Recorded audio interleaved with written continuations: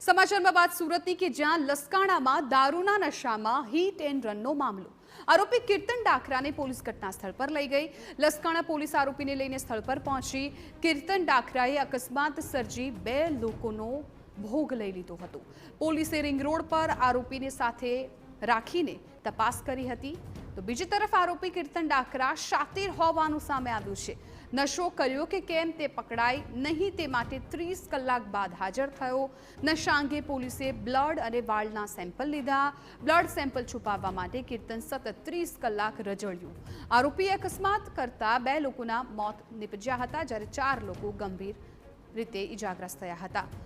સંવાદદાતા બળદેવ સુથાર આ મામલે જાણકારી આપી રહ્યા છે। બળદેવ, ગઈકાલે આ કીર્તન આરોપી કે જે ઝડપાઈ ગયો છે, રડવાના નાટક પણ કરતો હતો, શું વિગતો અત્યારે મળી રહી છે? કઈ રીતે પોલીસ તપાસ કરી રહી છે?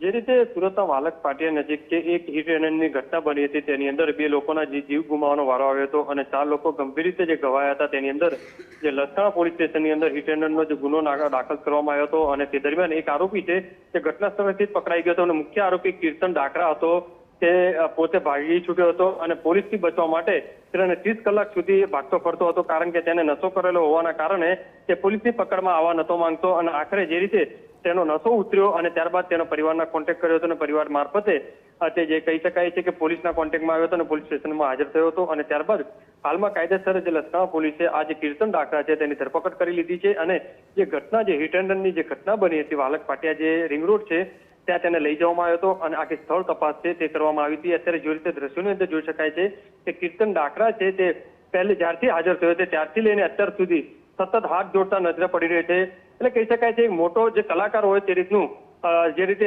સંમતિ મેળવવા માંગતો હોય તે રીતના દ્રશ્યો છે તે સામે આવી રહ્યા છે।